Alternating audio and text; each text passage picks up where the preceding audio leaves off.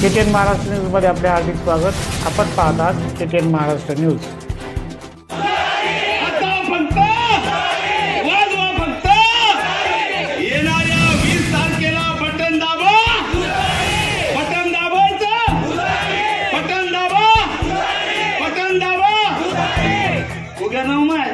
साहेबाचा मतदार आहे, बरोबर आहे की नाही?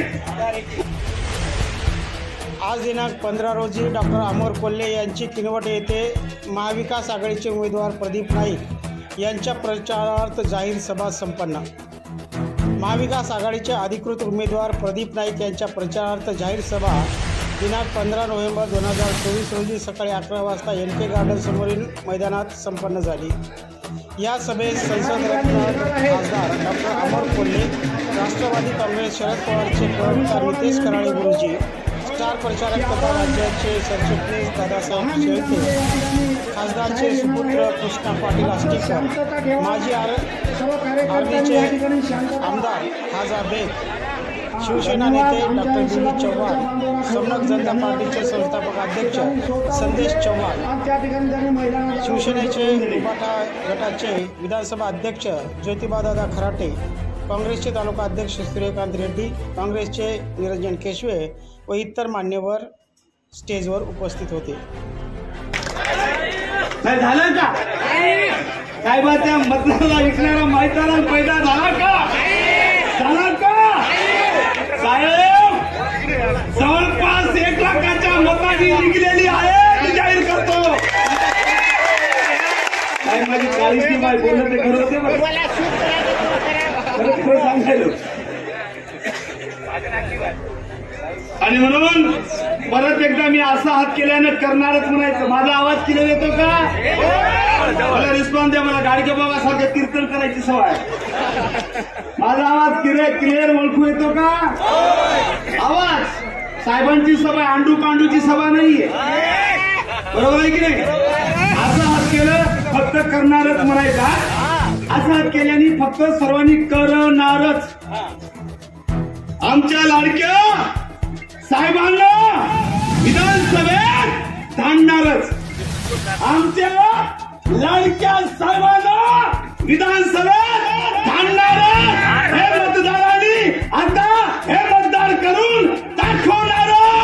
आता आम्ही नाही, आम्ही तर ठरविलंच, पण आता आम्ही नाही, या मतदारांनी ठरविलं। आता आम्ही तर सोडून द्या, या मतदारांनी ठरविलं आमच्या आदरणीय नाईक साहेबांना आमदार।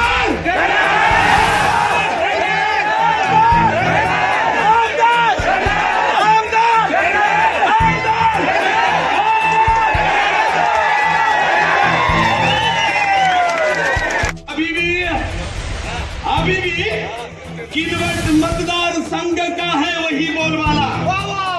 कारण किनवट मतदार संघाचा बाप फक्त साहेब आहेत, लक्षात घ्या सर्वांनी, नाईक साहेब।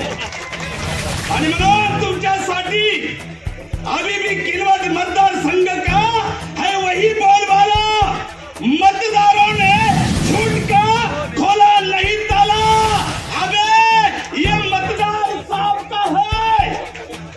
उनको जो 500,000 की बात कर रहा था खरीद लूंगा उनके लिए, अरे हमारे ये मतदार हमारे नाइक साहब का है। और अब कटेगा मगर बिकेगा नहीं साला, बिकेगा नहीं साला। मगर बना कटेगा मगर कटेगा मगर कटेगा मगर।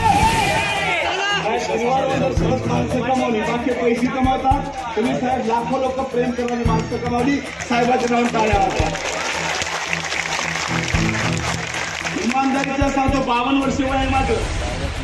इतके साहेब जमिनीवर पाय असलेला आमदार डॉक्टर साहेब, इतके जमिनीवर पाय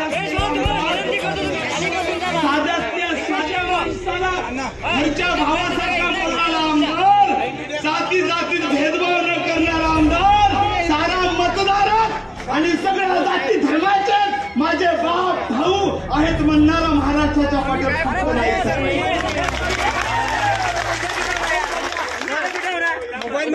2-3 मिनिटं राहिलेले आहेत, मुद्दे खूप आहेत, वेळ कमी आहे आणि सर्वांनी लक्ष द्यायचं।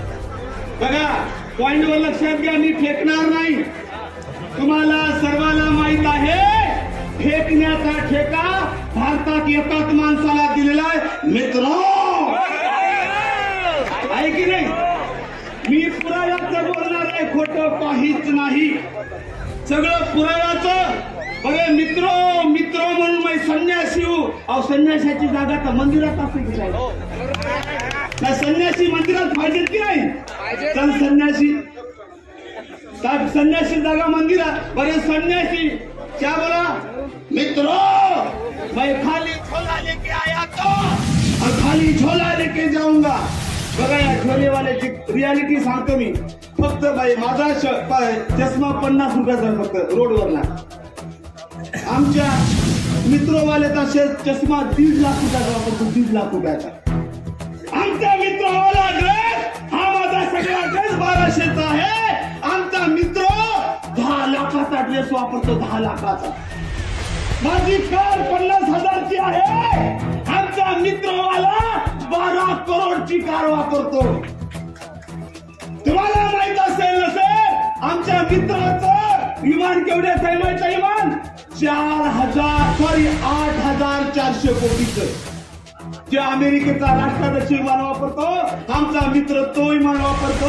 म्हणजे विचार करा किती लुटलो यांनी, किती लुटलो यांनी. लोकसभेचं इलेक्शन संविधानावर झालं, चारी मुंड्याचित करून टाकलं लोकसभेला. आमचे नागेश पाटील साहेब आले तरी पण जिरली नाही. पुन्हा काल त्यांनी म्हणजे घर घर संविधान.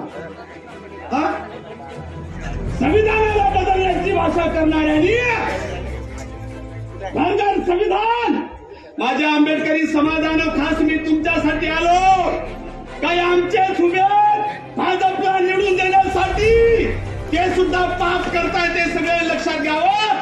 इनडायरेक्टली भाजपला मत देणं म्हणजे संविधान बदलण्याला मत देणं होय, संविधान बदलण्याला. आणि म्हणून या ठिकाणी मी भीम टायगर सेनेचा राष्ट्रीय अध्यक्ष आहे, राष्ट्रवादी काँग्रेसचा राज्य चिटणीस म्हणून, पक्षाचा स्टार प्रचारक म्हणून सगळ्या माझ्या समाजाचा मी या ठिकाणी भीम टायगर सेनेचा जाहीर पाठिंबा साहेबांना जाहीर करतो. थोडं संविधानावर बोलतो 2 मिनिटं साहेब, कारण संविधान म्हणजे आमच्या जिव्हाळ्याचा प्रश्न आहे. साहेबांनी सुद्धा मानला, डॉक्टर साहेबांनी. तो आमचा श्वास आहे, तो आमचा घास आहे, म्हणजे सगळ्यात बहुजन समाजाचा. आणि ते जर बदललं तर खरं संविधान म्हणजे बाकी काही नाही. व्यभिचार करणाऱ्याने पतीवरतीवर भाषण देण्यावर बाकी काहीच नाही. संविधान बनणाऱ्याला मला प्रश्न विचारायचा, तुम्हाला संविधानाचा पुळका असता?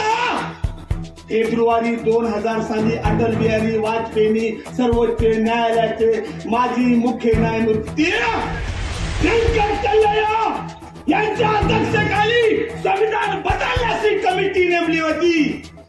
का? कुठे गेलता तो घरघर संविधान म्हणणाऱ्याने? माझ्या भावाला एवढंच नाही, तारीख होती 9 ऑगस्ट 2018. तिथं नरेंद्र मोदींचं ऑफिस आहे, त्याच्या बाजूला जंतर मंतरला याच घरघर संविधान म्हणणाऱ्यांनी बाबासाहेबांचं संविधान ठण जाळून टाकलं. एवढंच नाही, हा माणसं सोडून द्या, हा माणसं सोडून द्या. त्यांचा केंद्रीय मंत्री अनंत कुमार हेगडे 26 ऑगस्ट 2017 म्हणाला, भाजप सरकार सत्तेत आलं संविधान बदलण्यासाठी. मला तुम्हाला विचारायचं, संविधान बदलण्याला मत देणार आहात का तुम्ही? पावर तुम्ही साहेबाचे, नाईक साहेबाचे मतदार आहात. संविधान बदलणाऱ्याला तुम्ही मतदार देणार आहात का? संविधान बदलणाऱ्याला मतदार देणार आहात का? संविधान देणाऱ्याला बदलणाऱ्याला मतदान करणार आहात का? डिपॉझिट जप्त झालं पाहिजे उद्या नाव मॅच, बरोबर आहे की नाही? डिपॉझिट थोडं लाडक्या बहिणीकडे 2 मिनिटासाठी आणि मी सांगतो काय घेताचा घरून निघाल बोलू.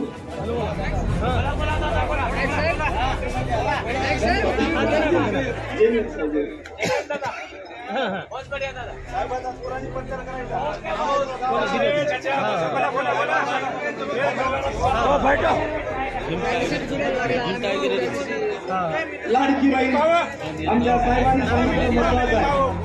ऐका बघा, महत्वाचा पॉइंट आहे.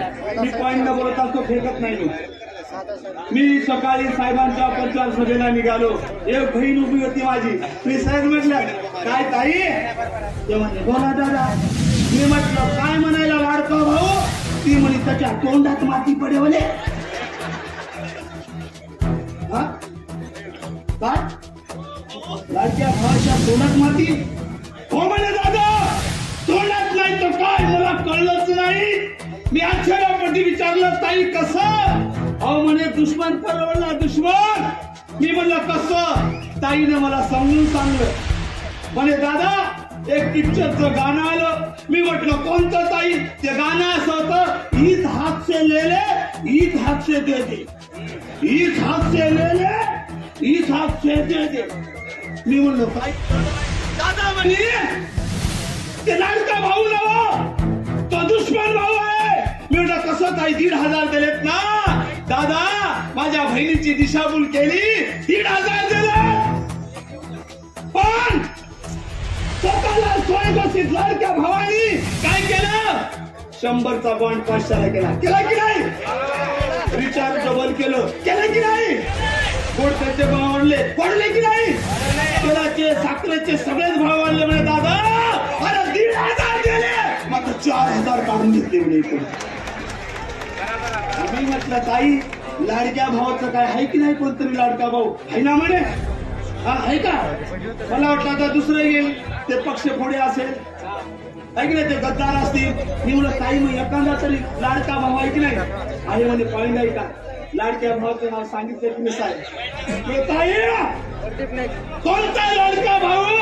ती म्हणाली, दादा 1991ला संरक्षण मंत्री असताना आमच्या लाडक्या भावानी संरक्षण मंत्रालयात माझ्या बहिणीसाठी 11% जागा दिल्या. ती म्हणाली, दादा 1993ला साहेब मुख्यमंत्री असताना माझ्या सगळ्याच महिलांसाठी ती जिल्हा परिषद, पंचायत समिती, नगरपालिका, आमदार, खासदार पडली पाहिजेत म्हणून माझ्या लाडक्या भावाने 33%वरून 50% जागा दिल्या. ती म्हणाली, दादा आमचा लाडका भाऊ आहे. मी म्हटलं कोणता ताई? दादा 1993ला पोलिसांमध्ये पहिल्यांदा महिला ज्या आल्या, आमच्या लाडक्या भावामुळे म्हणे. जेवढीच काय म्हटलं दादा, 1993ला सगळ्या जाती धर्माच्या महिलांसाठी तिथं संरक्षण करण्यासाठी माझ्या लाडक्या भावानी महिला आयोग काढलं म्हणे. 1993ला महिलाच्या विकासासाठी महिला बाल कल्याण मंत्रालय स्थापन केलं म्हणे. एवढंच नाही, आमच्या लाडक्या भावाने 1994ला मुख्यमंत्री असताना माझ्या बहिणीला बापाच्या प्रॉपर्टी मध्ये 50% वाटा दिला. म्हणून ती बहीण म्हणाली, दादा आमच्या सगळ्या जाती धर्माच्या बायाचा लाडका भाऊ कोणी असे? फक्त आणि फक्त शरद पवार साहेब. परिसरातील घडामोडी पाहण्यासाठी पाहत रहा KTN Maharashtra news. Channel subscribe करा, लाईक करा, पुढील ग्रुप पर शेअर करा.